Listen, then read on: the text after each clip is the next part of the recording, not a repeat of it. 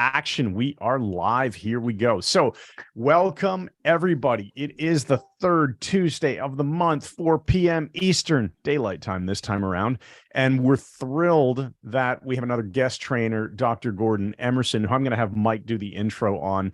And we're just really thrilled that Dr. Gordon Emmerson, you were willing to join us from all the way on the other side of the world, where it's very early in the morning for you.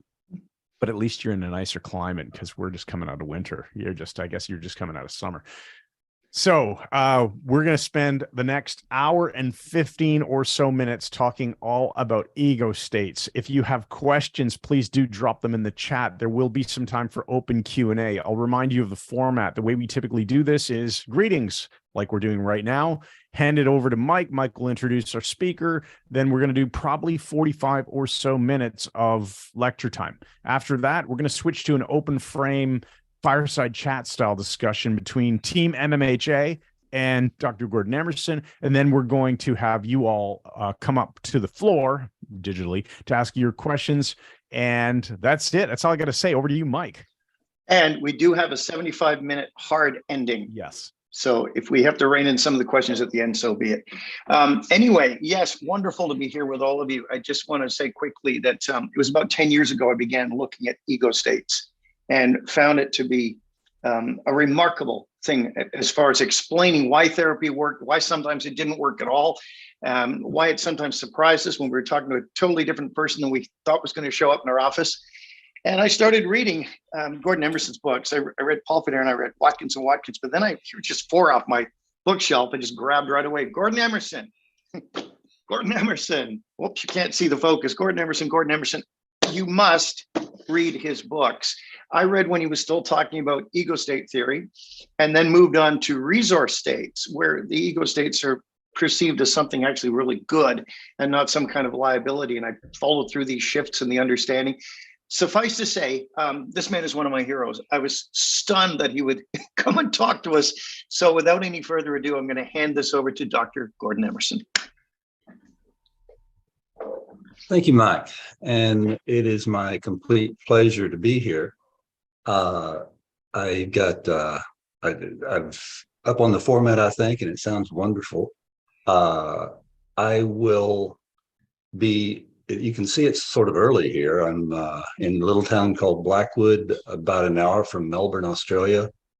This is where I live. This is my house. And it may be getting daylight as we go along, so that will be good.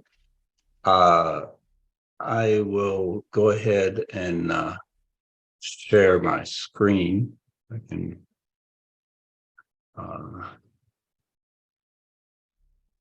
let's see here. We can see it. That's awesome. Okay, great. I just remembered I have to do that again because I forgot to turn on the share with sound, because I want to play something. Okay, this is going to be an overview of resource therapy, which is something that developed out of ego state therapy. I'll describe that more. My coffee machine was going through a cleaning phase there. Sorry about that. Resource therapy and resource personality theory. It's growing. I've presented resource therapy in different places. There are several books, as was mentioned, on resource therapy now. And something about myself, my PhD was on experimental hypnosis. It was an experimental study on hypnosis. I was a contributor to ego state therapy. I wrote a book called Ego State Therapy and another book on ego state therapy. I spent time with the Watkins. I went to Missoula, Montana, and spent a summer with them. And they were lovely people. I really enjoyed my time there. And we spent pretty much every day with them, or I spent pretty much every day with them. Back in 2014, I originated resource therapy. So my work with parts over the years gives me, I think, an ability to sort of see some things that are going on the inside of the personality. Resource personality theory. And when I say resource personality theory, ego states, let me give a little bit of background. Paul Federn was the originator of the term ego states. He was an amazing man. I'll talk a little bit more about him later, but he was a contemporary of Freud. He went to Freud's Wednesday evening meetings. He was the president of some societies, hypnosis societies, psychological societies in Germany. And he came up with the concept of the personality having different parts. And something that he found interesting about those parts was that when we changed from one part to another, we always thought, this is me. When the person felt like they're angry, they'd say, I really am upset, I hate you, or whatever. And it was I, this is me. And then they would change to another part and possibly be sorry that they had said that, and they'd say, I'm sorry, I don't know why I said that. And that part carried that ego identity with them. So he thought it was interesting that no matter what part we were in, we always thought, this is me. And so that's why he called them ego states.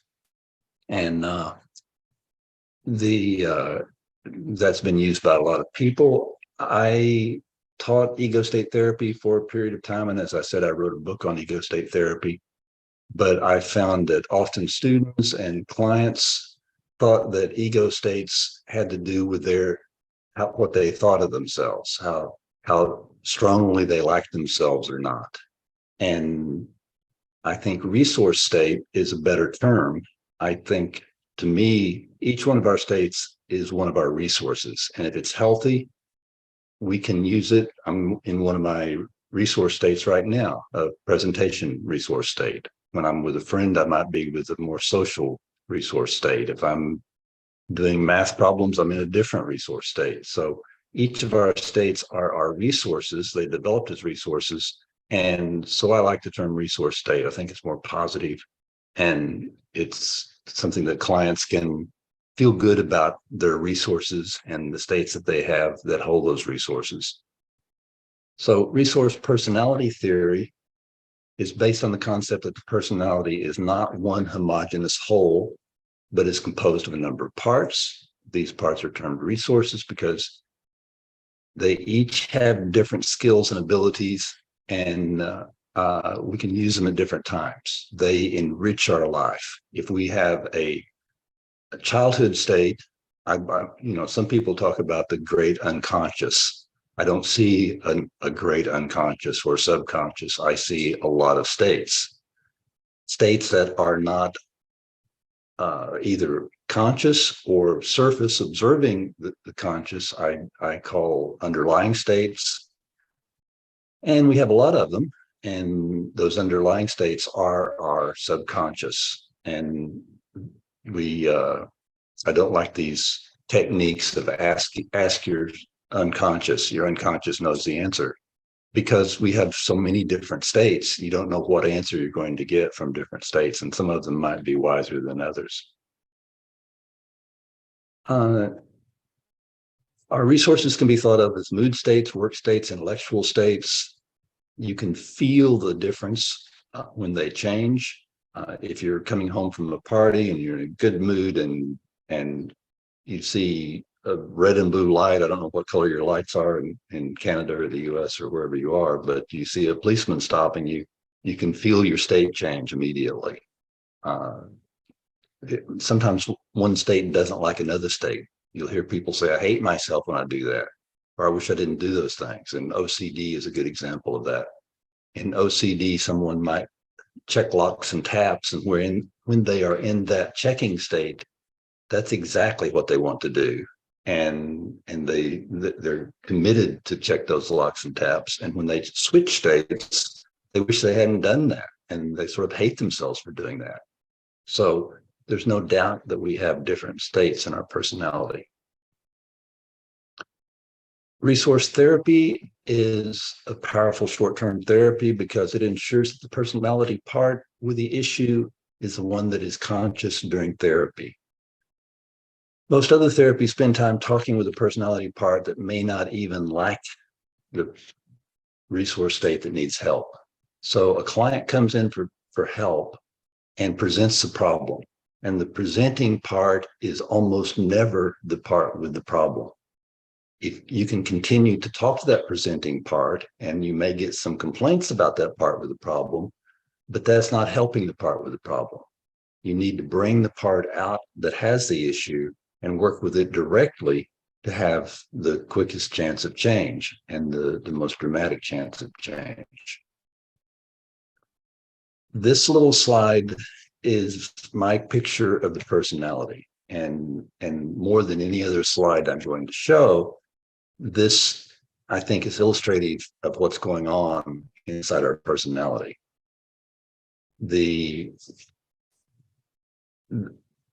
A resource state is a physiological part of our psyche. I think when we are young and we do something over and over and over again, we build up synaptic connections. We grow axons and dendrites that make a neural pathway that is a resource state. If you learn to play a sport or a violin or learn anything over and over and over and over again, you get really good at it, and you have a part of your personality that can do that. If you're playing a sport and you get back into that part of the personality, the sport is fun and you're good at it and everything flows. If you're not in the right state, then you're not going to be as good at it. So it's as simple as that. Something that we have done in childhood over and over and over again develops a state, one of our resources, a resource that can play basketball, a resource that can be nurturing, a resource that can be communicative. We have all these different resources, and those are our resource states. And I believe they're physiological. They are a part of our brain that has grown with our axon and dendrite development in early childhood. And we have these trained synaptic firings that make those states operate really well. Now, one of those states can be conscious. And in ego state terminology, that's called executive. In resource therapy, I just call it the conscious state. And there's only one state that can be conscious at any time. And when I say a state that's conscious, that's the one that's out experiencing and deciding things. It's the one that's responsible. It is out usually with other surface states that are observing it and can communicate with it. You may be driving home and you may hear, oh, don't forget to pick up bread on the way home. Or you may be eating something and you may hear a voice saying, you shouldn't have any more. And another state says, it's Saturday night, you can have whatever you want. And you may hear a little bit of an argument in your head. And that discussion is with the conscious state and surface states that are above the surface of dissociation, and they're able to observe and communicate, and they have a memory of what the conscious state did. And then beyond that, there are underlying states. And underlying state is below the surface. They will not have a memory of what just happened. They are dissociated from the conscious. And these states can move around. Any of these states can move around. Sometimes an underlying state comes directly from an underlying position straight into the conscious. And that doesn't happen very often for normal, healthy people, but it does happen. It happens for all of us. If I'm reading a book and I have just read 2 paragraphs, and then all at once I realize I don't have a clue what I just read, that means that an underlying state that wasn't conscious or wasn't observing, wasn't surface, has come straight from the underlying position into the conscious. Sometimes a person will say it, they're driving a car and they forget the last 10 or 15 kilometers down the road. And again, that's a underlying state moves directly into the conscious from its underlying position. And that does not give us a memory of what we were just doing. You can be watching TV and want something and get up and go to the refrigerator, open the refrigerator door, and then think, what did I come in here for? You have changed states to an underlying state. And when you're watching TV, you've got a lot of underlying states, because often some of those surface states sink below the surface, and you may have only one or not very many surface states. So it doesn't take much to have a lot of underlying states when you're focusing on something. My view of hypnosis is where there are relatively few underlying or surface states. So when you're hypnotized, there is a focus into one state and one state only. And the underlying, the surface states sink below the surface. Now, in a light or medium state of hypnosis, there will be one or two surface states that are observing. And often people will report, I was watching, I could remember what was going on. And after the person comes out of hypnosis, they will usually have the memory of what was happening. So there's some surface states. If the person goes into a somnambulistic state of hypnosis, into a deep state of hypnosis, all of those surface states sink below the surface and become underlying. And then there will be no memory of what happened during the hypnosis, other than with the state that actually experienced it, the state that was conscious during the hypnotic procedure. That's all hypnosis is. It's just a focusing into one state where there's relatively few surface states, and the hypnotic depth merely speaks to how many surface states there are, how surface they are, and the more that they sink below the surface, the deeper the state of hypnosis. So that's what's going on in the personality. When someone experiences something, they are the experiencing state is surface, and after they experience that state will maybe not be conscious very long or for a long period of time. When it comes back into the conscious, it brings with it its feelings. If it has unresolved feelings, if it is traumatized, whatever feelings it's holding, it brings those with it into the conscious. So a childhood state can be traumatized, and when it comes back, when something sort of wakes it up and brings it into the conscious, it can come back into the conscious with those feelings of trauma, PTSDs. That's what's happening with PTSD and a lot of things. Learning resource therapy theory explains every psychological disorder. There are psychological disorders that are based on organics, where there is person may be born with something, or there may be a chemical imbalance. But beyond that, every psychological disorder relates to what's happening with our states. So multiple personality, the ability to change states without retaining a memory of the last state is possible when an underlying state moves straight into the conscious. So when a surface state comes into the conscious, it has a memory of what happened.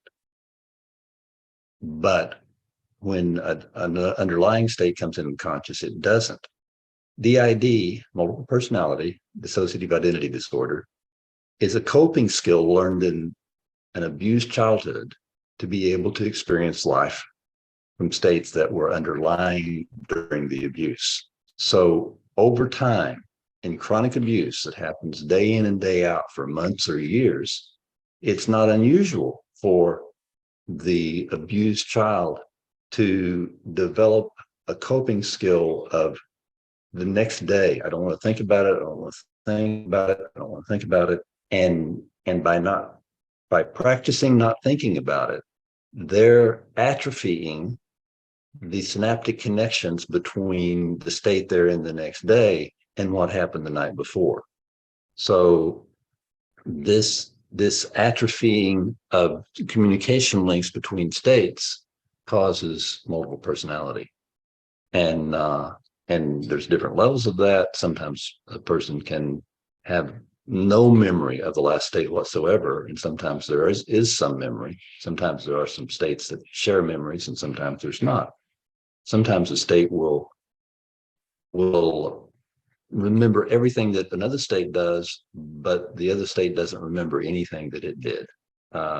The psyche is fascinating. It's really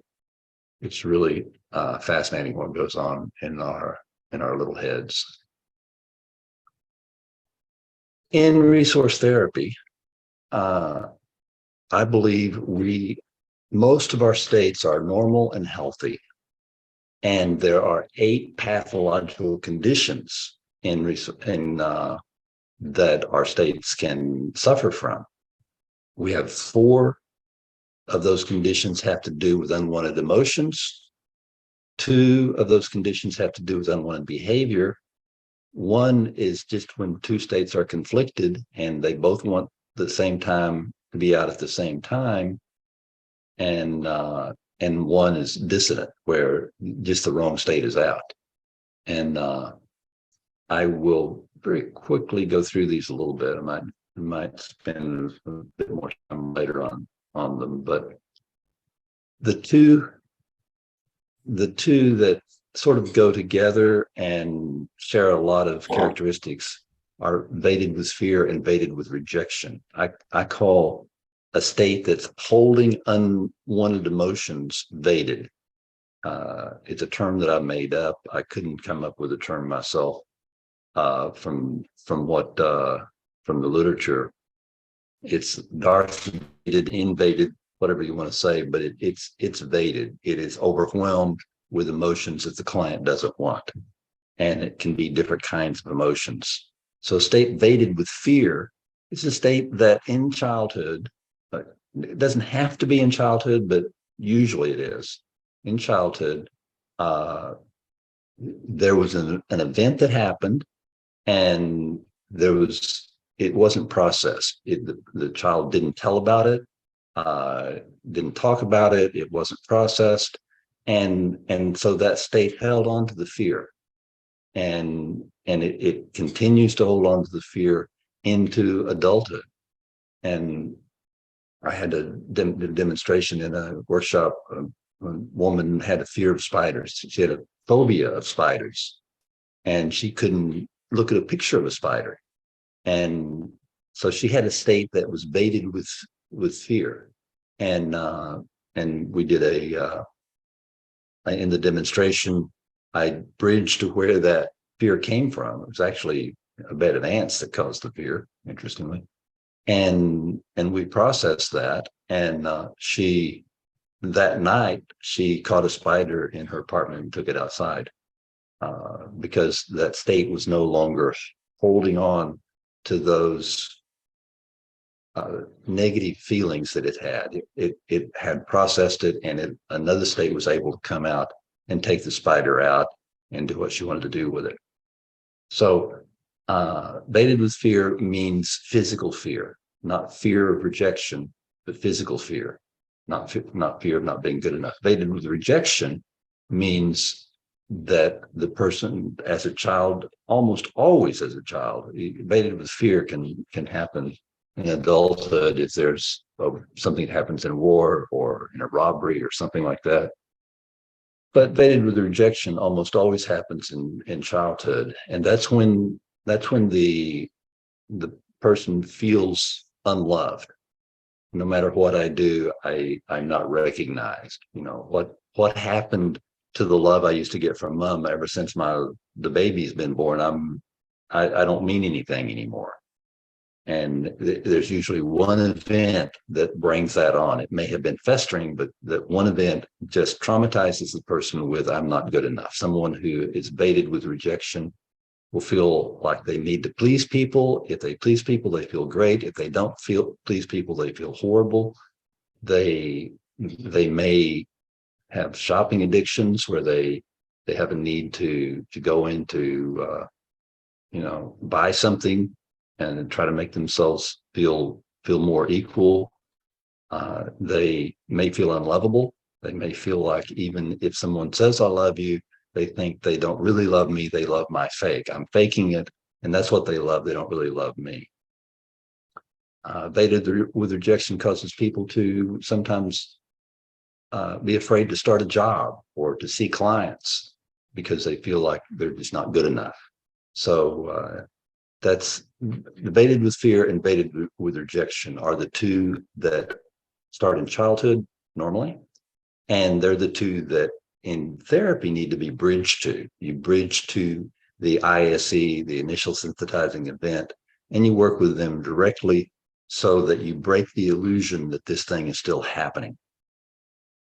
Baited with confusion is when someone has this sense of they can't understand something. They just can't internalize it. They don't. It usually relates to another person.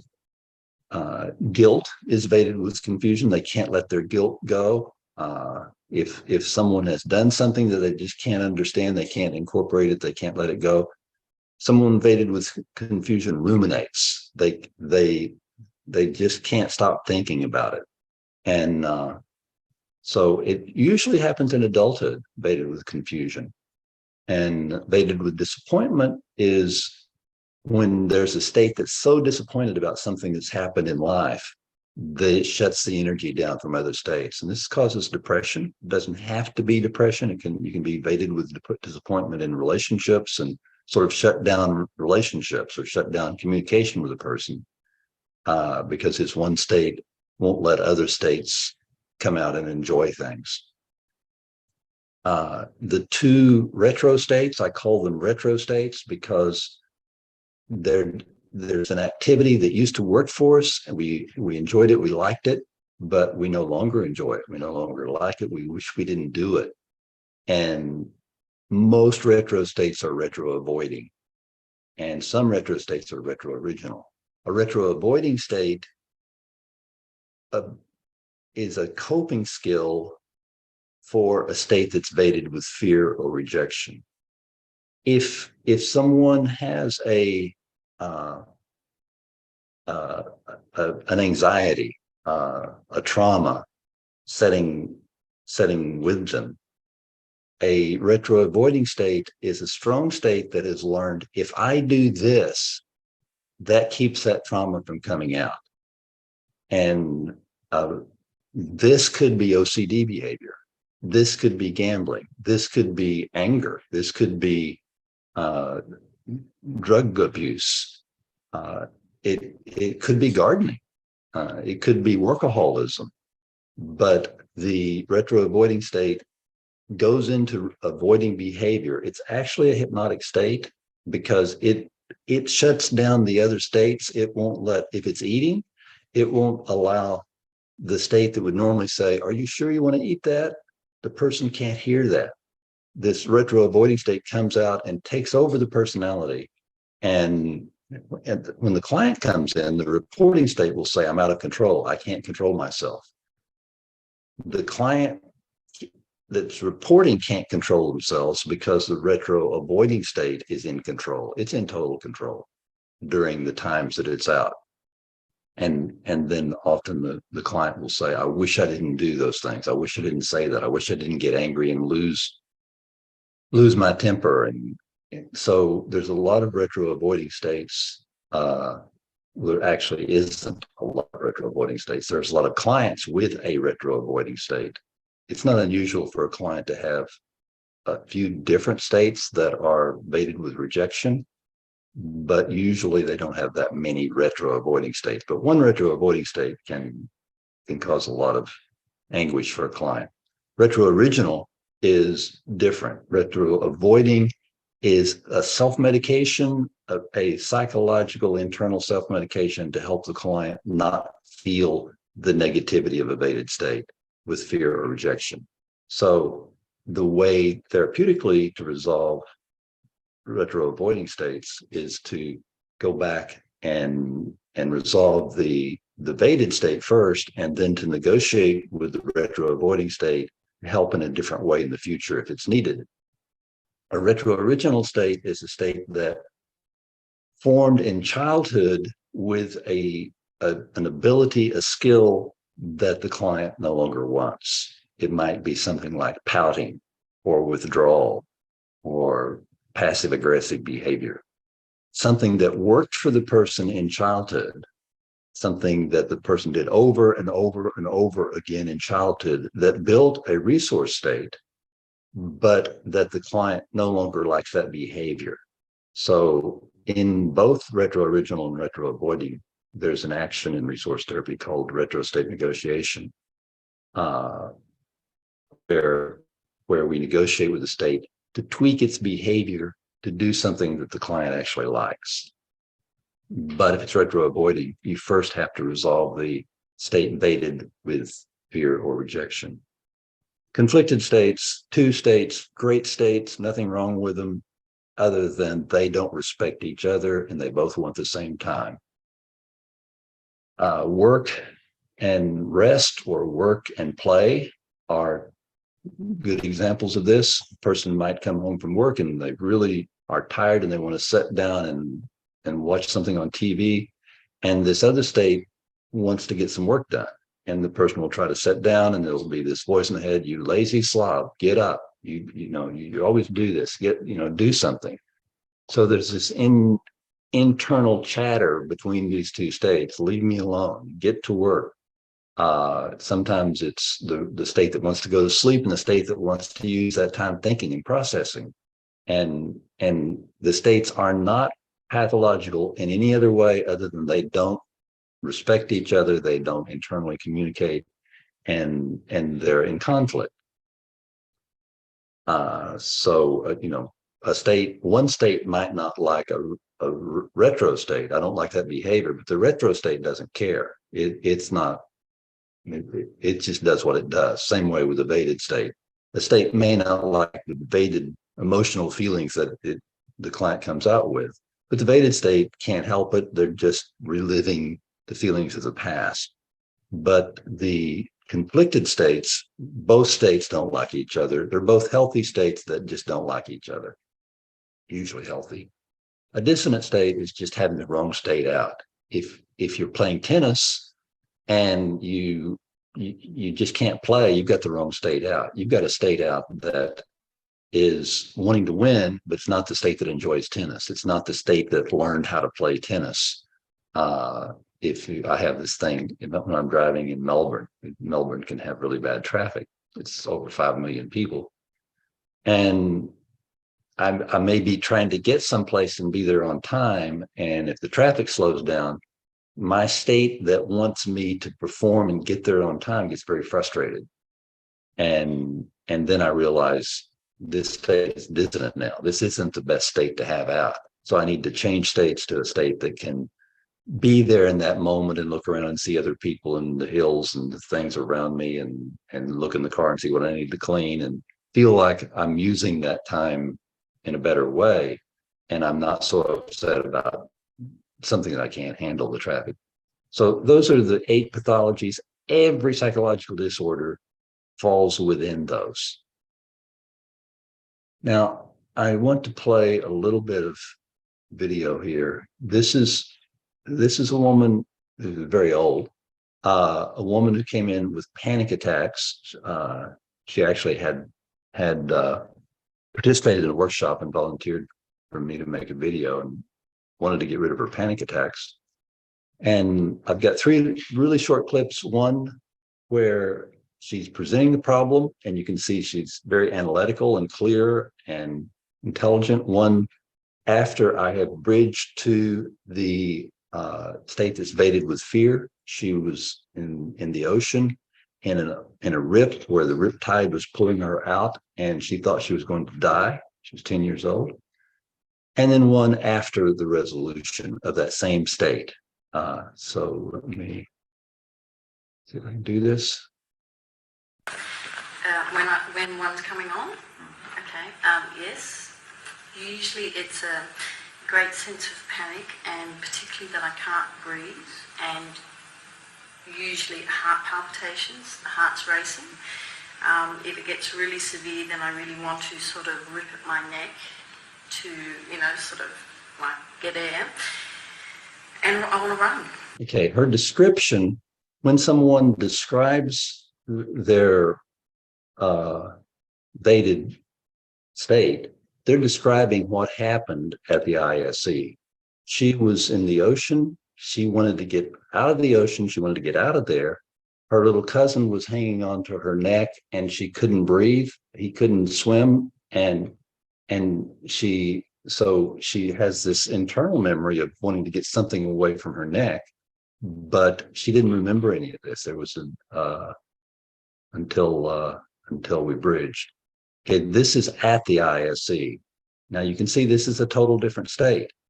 At the ISE, the client will believe the past is present. They will relive the event and with the same emotions. And part of the resolution is to help them realize that it's not happening now. That they can say and do what they want to say and do. And I'll just play a little bit of this if I can just find my thing here. Yeah, that's okay. I'm here with you. What's happening?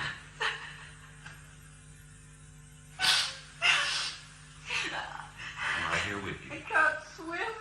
Yes, I can understand that's really scary. Who else is with you there? I have my sister with me and some cousins. Do they know you're afraid? Oh, we can't swim. We're caught in a river. Okay, and then this is after the resolution, same state.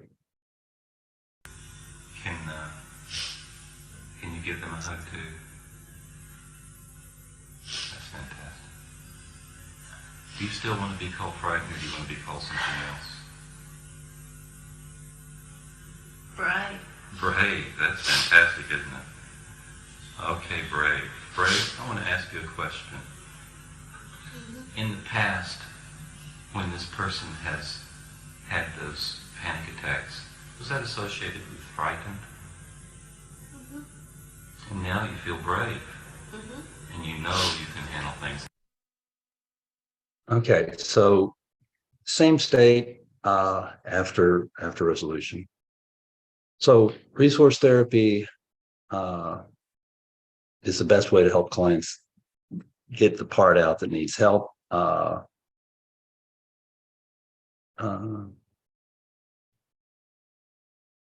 aware of time. I want to make sure that I get through some of this stuff. I think our brain is a little bit like tree roots. And as we do something over and over again, it's like roots going toward water. Our axons and dendrites in early childhood grow and make connections, synaptic connections. And we know that there's a lot of axon growth in the first 5 years of life, and dendrite growth throughout life. And that's what creates a resource state. So I think they're physiological. Normal states have a positive role for the benefit of the clients. Most of our states are normal. In resource therapy diagnosis, we diagnose abnormality. We diagnose states that aren't normal. It's unlike DSM diagnosis where the client is diagnosed. We're diagnosing states. If the client says, I have this issue, then the issue is with a state that has a pathology. And we may have several different states with different pathologies.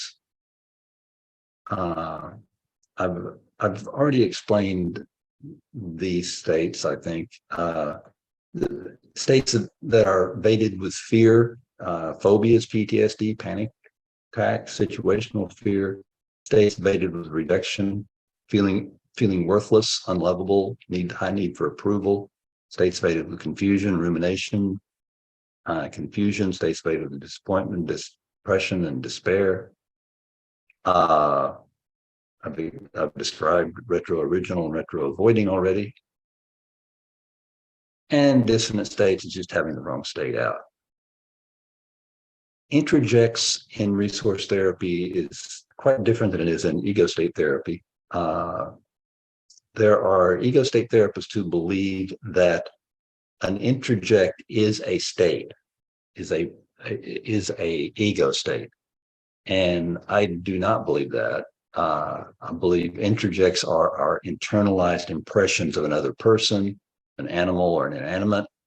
After this, you're going to have an introject of me. You're going to have an internalized impression of me. You have internalized impressions of most people. We have internalized impressions of the bully in childhood that maybe caused the state to be evaded. That bully is not one of our states. That bully is an impression that the evaded state has of another person. And so we can change that impression. We can let that state realize that it can say what it wants to the bully now. It's something that's not happening now, and it can send the bully out of its space. So seeing introjects as internalized impressions is very empowering to clients and very empowering to therapists, because it allows us the ability, we don't ever do therapy on an introject. We don't take the mother from the past and do therapy on that person to try to improve them. We allow the state that has the impression of that mother to be empowered within that impression, not to change love or anything, but to be empowered and see itself in a positive, a safe way. Each state owns its own introjects. I might have a childhood state with an introject of my mother or father, and an adult state that has a totally different introject of my mother or father.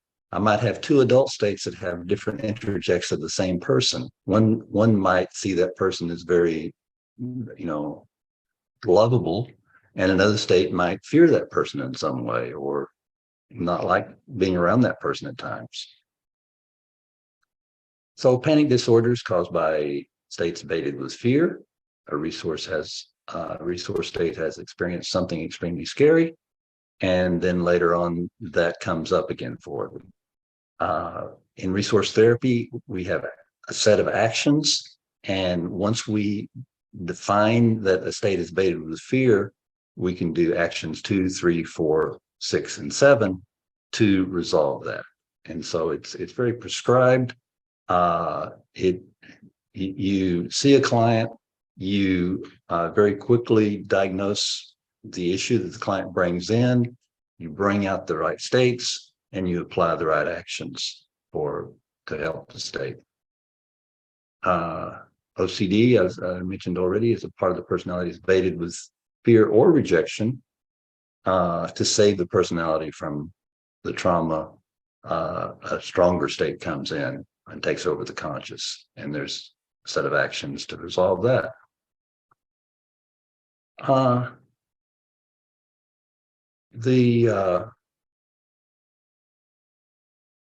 I've talked about interjects. Very quickly, where resource therapy comes from. Paul Federn, the first guy here, born in Vienna, and I've mentioned he first coined the term ego state and first talked about the states. He did not build a therapy around them, but I think he was a genius. He never wrote a book. He had a lot of writings that Weiss, the next man here, edited into a book and published it as Federn's writings, and it's quite interesting. Federn said being crazy is the definition of being crazy or psychotic is just not being able to tell what's real from what's not real. really cut through things. Weiss was his contemporary and learned the concept of states, and took both Verdun and Weiss moved to the United States, because of what was happening in Europe at that time, around World War II time. And John Watkins, and this is John and Helen Watkins, had wanted to be a psychoanalyst, and he went to Weiss to be psychoanalyzed, and he learned about ego states from Weiss, and that changed his thinking. And the two Watkins, John and Helen, together built ego state therapy, and did a lot of workshops. They wrote a book on ego state therapy. They were great people and made great contributions. I love ego state therapy. I think it's any therapy that focuses on the cause, not the symptom, has a lot of power, has the ability to allow the client to completely be free of what the client was holding on to.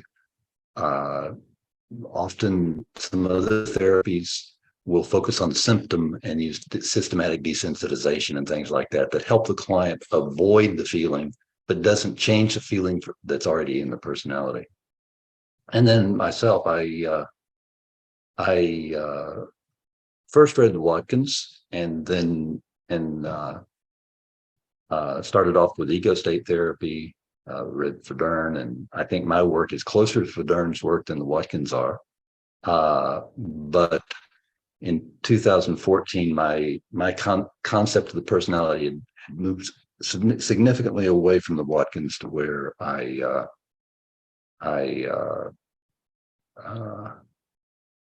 started resource therapy. Chris, how are we going on time? We are 4:47, so we're right on. If you want to transition over to chat, we could do that, or if you have a bit more that you want to present, go ahead. Yeah, I'll just say if you should want more information on resource therapy, resourcetherapy.com. They're changing the website. There's a Resource Therapy International Association group. It's big in Switzerland and Germany and Australia and some other places. But resourcetherapy.com is where to go, and they're, as I say, they're redoing the website, so some things are there now and some things aren't yet. Perfect. So yes, I'm ready to transition. Okay, so before we do, let me just make sure that I give you a chance to mention any other resources. Speaking of resources, is there anything else that you'd like to tell people about, maybe a workshop or a course or a program? Or I think there's a lot of people in the chat here of finding the information you've just presented to be absolute mind-blowing gold stuff that people want to dive into. So I know a lot of people are going to probably want to do some more training with you. Well, ask me, I'll come train. But okay. But I think the best book is the Mike held it up before, the one with the water on the front. That's the largest spring in the world, Big Springs. Nope, blurred. So that's a hold it in front of you, Mike, so that the blur doesn't kick in. And my background was blurred. That was it. That's resource therapy. There you go.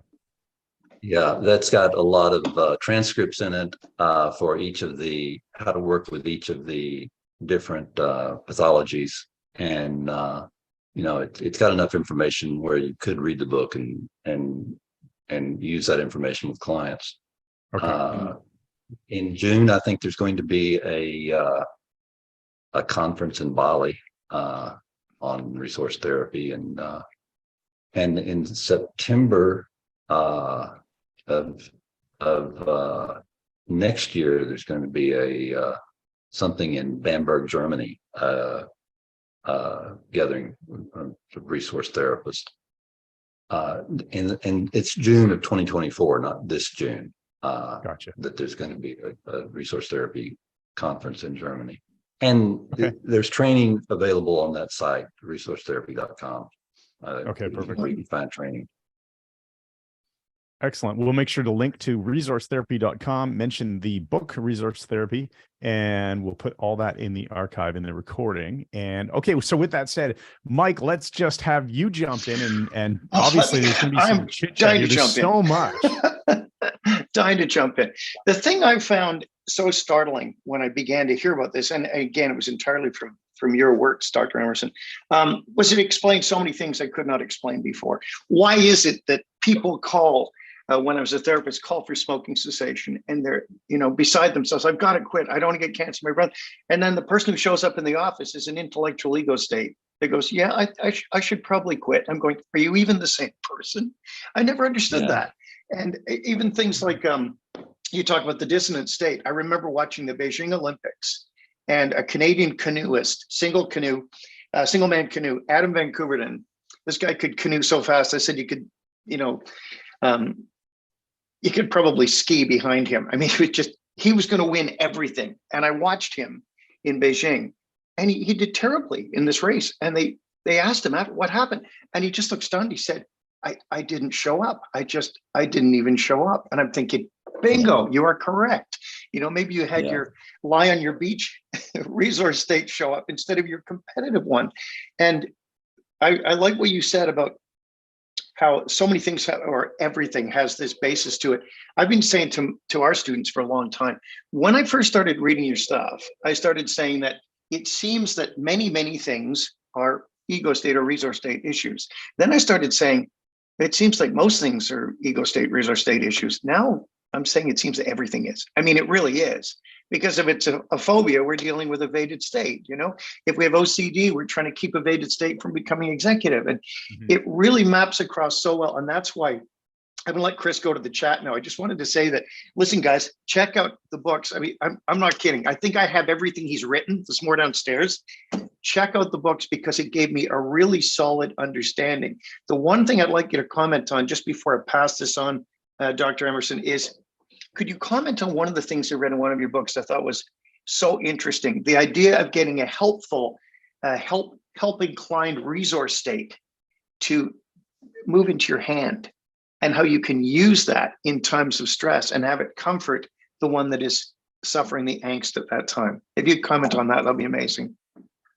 Sure. It's the book, Healthy Parts, Happy Self, is what things that we can do for ourselves outside of therapy. And it's not as good as therapy. The best thing in therapy is for the therapist to bridge us to the evaded state and resolve that state, and then we're free of that. But one thing we can do is we can focus on a very nurturing part of ourselves, and while in that nurturing part, we can think of you're going to be in my right hand. Anytime I need you, you're going to be in my right hand. This nurturing, this loving, this hugging, this understanding part is going to be in my right hand. And then what happens when a state that's evaded with fear or rejection comes out, it's normally a little childhood state. You can think of a little child that's got its hands up to help me, help me. And what we usually do is push them away, and that doesn't help them at all. But when you feel that evaded state come up, you've got this nurturing part anchored in the hand. You just bring that nurturing part and sort of give that part wherever you feel that need, a bit of a hug from the nurturing part.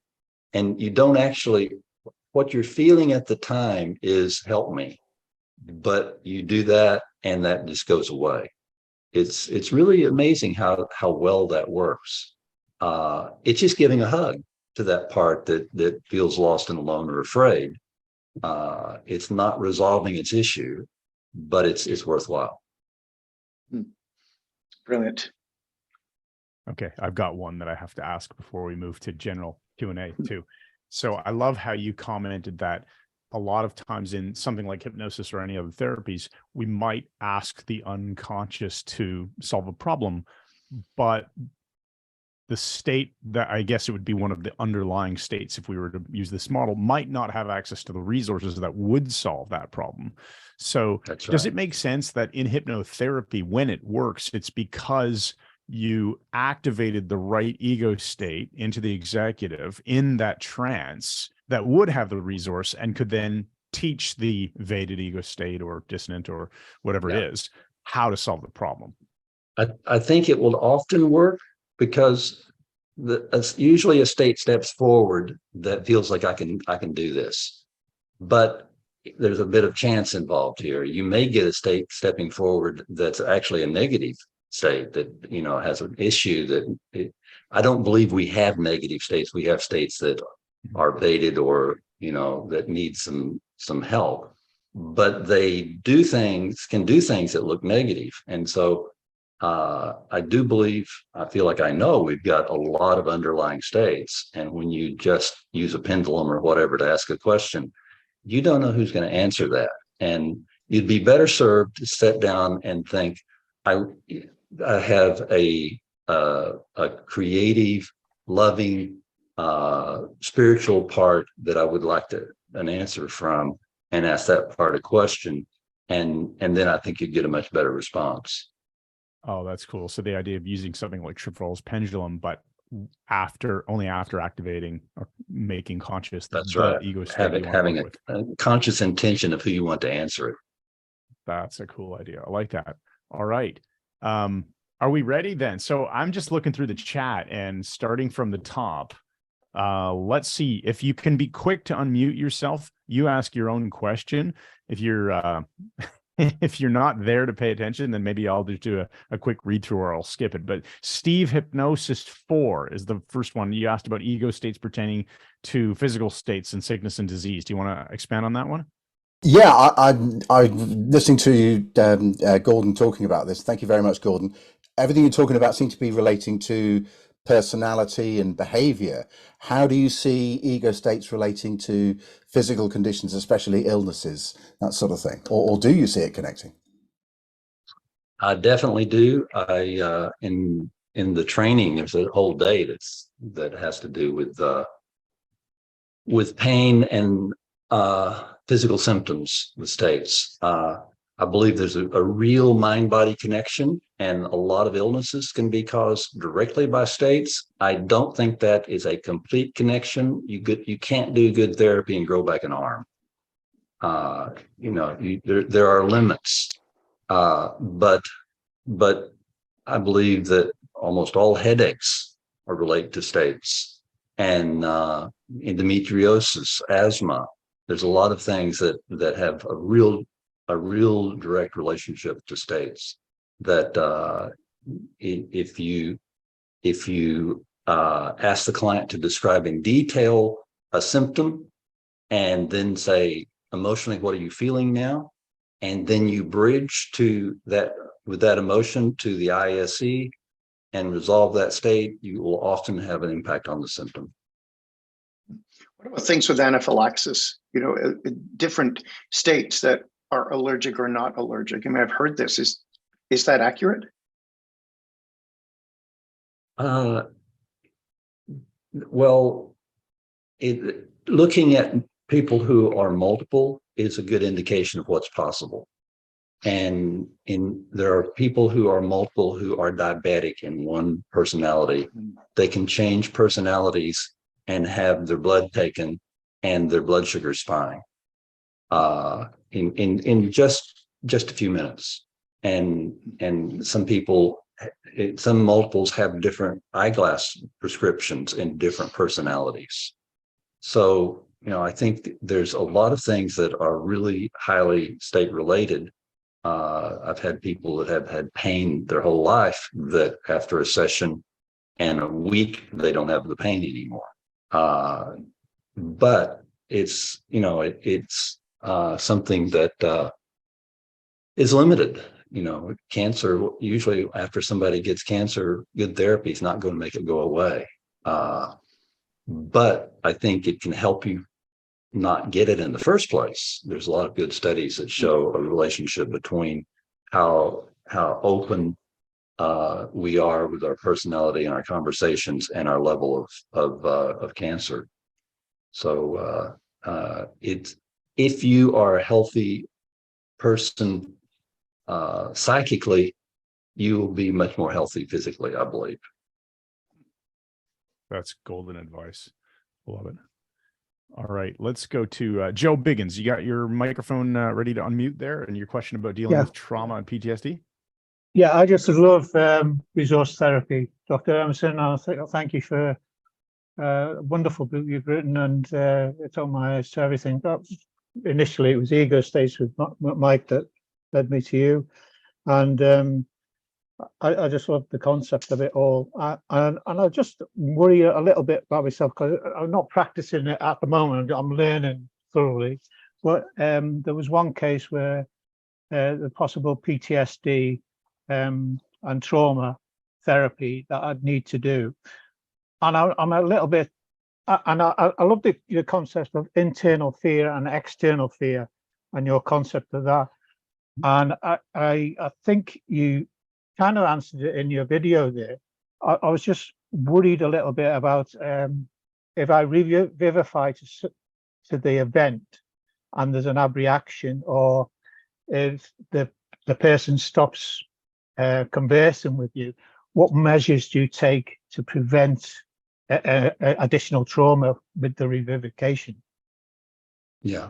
Well, one thing that Watkins had right, I think, is that they looked for abreactions. They tried to get the client to abreact because they knew that when an abreaction was happening, that was the right state out. And if the person, it doesn't happen very often, but if the person is so much into the state that they're unable to talk or hyperventilating or something, I just raise my voice and I say, "This is not happening right now. Let's have it or them on the other side of the room. This is not happening. Is it okay with you if I say something first?" And I'll say, "You don't even exist. You're just a figment of the imagination. We're just going to shrink you to 2 centimeters tall or 1 inch tall." Shh, squeaky little voice, stupid thing. You tell them what you feel. You tell them. And so I make it, if there's a normal amount of fear in after bridging and they're able to talk, I'll say, let's just shrink them down to 2 centimeters tall. That squeaky little voice, please don't step on them because I want you to be able to tell them what you want to say.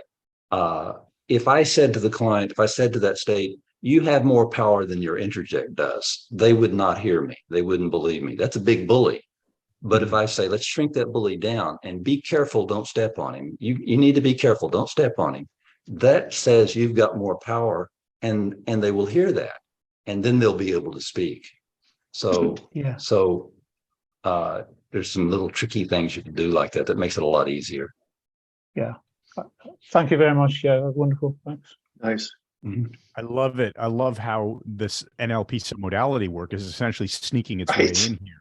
Yeah, that is beautiful. Yeah. Okay, Simone, did you want to ask you had a quick question about the how to pre-frame all of this?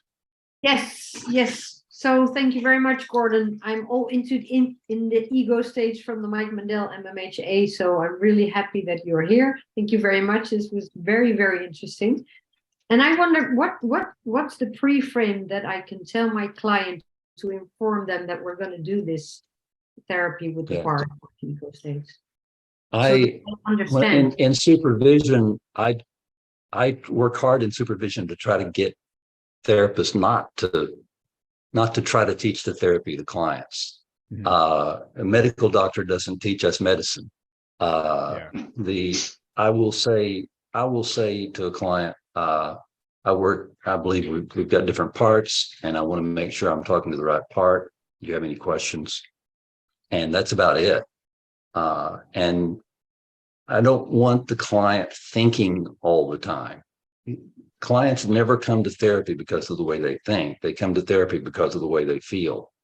You can think really crazy thoughts, and if you feel okay, you're just a crazy neighbor. But if it's upsetting to you, then you come to therapist. And so I want to hear the client's experiences and feelings primarily. And so I don't want them analyzing what's going on and thinking about what's going to work and what's not going to work. I'd prefer them just telling me what their issues are. Okay, cool. I love that. That resonates so well with something Mike always says, which is everyone in life wants the same thing, and that is to feel better. to feel better. Yeah, Makes That's sense. Tagging on to that one briefly, would you say that behaviors would also be a category of what people want to change? Also maybe they feel a way about their behavior, and maybe the behavior is not That's the issue, but exactly it's how right. they feel about their behavior. That's Guilty exactly about right. overeating, or guilty about eating and becoming overweight. People can have horrible behaviors, and if they feel okay about it, it's not their problem. Yeah, they won't It's call it everybody horrible. else's problem. But if they don't feel okay about their behavior, they come to a therapist. That makes so much sense. So the foundation really is the feelings. Yeah. Yeah. Interesting Okay, point here too. I'll just throw this in, Chris. You and I have had this discussion. Dr. Emerson, Canada is the land of recreational cannabis on every street corner. I mean, we have so many stores, it's crazy. But people who get high on cannabis, I've talked to a number about this very point, and it seems that they become much more aware of the close to the surface resource states and can practically hear them talking to each other in the background. It's like a cacophony, maybe a quiet cacophony of friends and family in the background, but people report that they're very, very hyper aware of ego states at that time. Maybe it's just we don't notice the rest of the time. Yeah. We're not recommending anyone do drugs. Yeah. I think it probably is a drug that highlights what you're experiencing. So I want to jump in here. Speaking of drugs, Dr. Gordon Emmerson, what if we are working with a client who might be on like an antidepressant or something like that? How does that directly affect the resource states? It's not good. I think there are chemical problems that an antidepressant is the best medication for. But if someone just has a state weighted with disappointment, I would much rather see them before they go on antidepressants. There is organic depression and there's psychological depression. But what an antidepressant does to the personality is like throwing a blanket over your feelings. And when you bridge, you're much less likely to get to a state that has the emotion that needs something than if they're not on antidepressants. And there's a technique I sometimes use that sounds totally crazy, and it doesn't sound like it should work at all, but it often does. And I will, if I have a client that's on antidepressants and I'm feeling like I'm not getting any emotion out, I will say thank you to the antidepressant and pull a chair next to myself, and I'll say, I thank you for helping this person. I'd like for you to come over and sit next to me so you can watch this and don't go away. But I would like to be able to talk to the person without your help, so I can just really talk to the feelings. And I don't know why that works, but I'm often able to then bridge to an emotional part and do some work. Not always, but I'm just amazed that it works, because theoretically I don't have a good understanding of that. And my theoretical mind is pretty good at jumping to conclusions, but it can't get something there. It sounds like the as if frame from me. It could be part of it. Yeah, it's letting the personality in some way isolate out those parts. Yeah, somehow dissociate from the effect of the drug. I mean, that's interesting. Yeah, that is amazing. Oh wow. Okay, I'm going to skip I'll through a often couple say of to the a questions. Oh, sorry, go ahead. I'll just comment. I'll often say to a client that's on antidepressants, I'm not a medical doctor, so I can't talk about medication, but I'll say, if you and your doctor decide to reduce or go off the antidepressant at some time and you feel emotions coming up, I'd really like to see you then. Love it. I'm going to skip a couple of questions that are somewhat repetitive with what we've already covered, just to get max value here. But while we're on the topic of drugs, I see Eliza has asked a question about psychedelics. Do you want to unmute yourself and ask that one, since it is kind of related to this? Yeah, absolutely. So first of all, thank you for coming on so much for doing this. And secondly, there's been a lot of interest in psychedelics, particularly psilocybin in the United States right now, and its ability to increase neuroplasticity. And so I'm very interested if there's any research or experience with people utilizing a psychedelic like psilocybin or LSD in, appropriate dose, and then doing ego state work. Not that I'm aware of. It sounds like interesting research. Different drugs affect our synaptic connections in different ways. And if you know of it, send it to me. It'd be interesting to read. But I'm sorry, I don't know of any research on that. It does sound like an interesting area of research, though, for sure. And it is a very popular topic. I hear about it on podcasts all the time. So really neat stuff. Okay, I want to bring up Mohammed with his question about NLP and ego states and who borrowed from who. Are you there, Mohammed? Hey, I am. Oh, yeah. Like everyone, thank you so much for doing this for us. Yeah, I mean, your work obviously predates, Bandler and Grinder and Frank Pusley getting together. So I'm just kind of curious because, my background originally is in NLP. And so I'm kind of curious, like, as they borrowed from everyone else, what works is when they talk about parts therapy, is that basically just ego state therapy? Is there a difference? How do I sort of understand both these things? Yeah, NLP's been around for a while, but people do borrow from each other. And speaking personally, I don't really care. I'm living my life, and whether somebody associates something with my name or not, if I've made a contribution, if something I've done makes a wave that's good, that's great. But obviously people should reference appropriately and give credit where credit is due. I sent an article off one time and referenced the guy who started ISE, first came up with ISE, and the journal said, they're a lay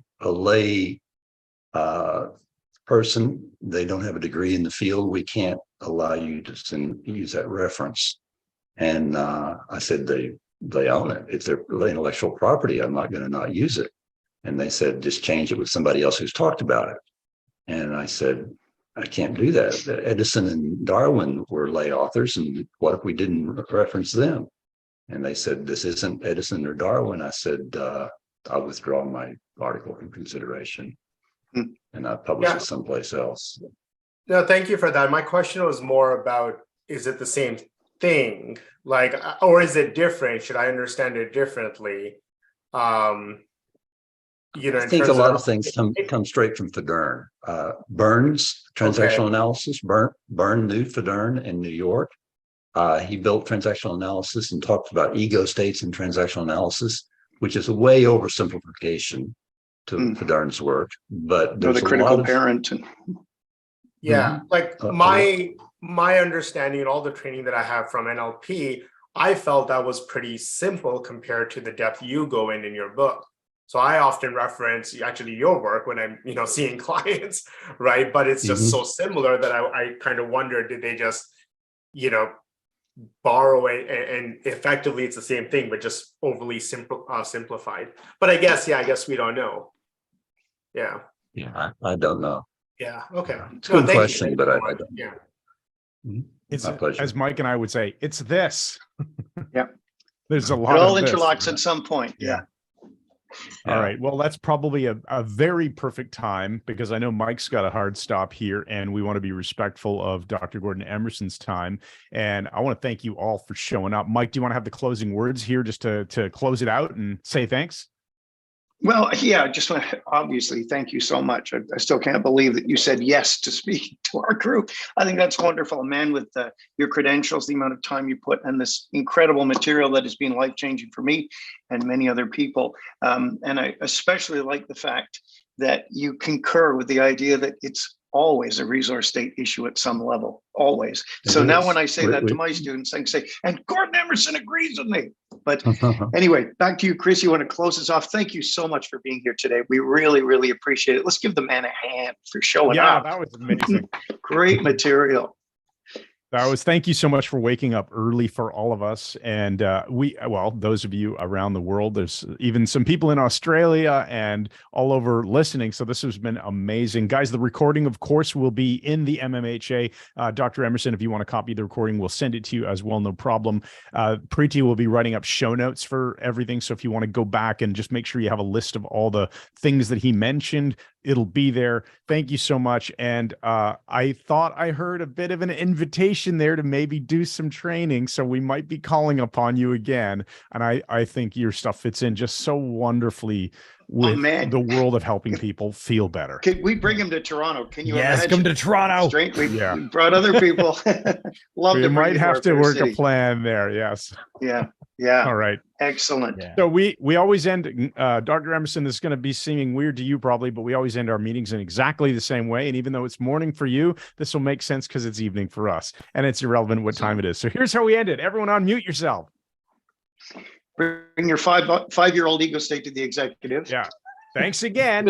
And Good night. Good night. Good night. Appreciate it.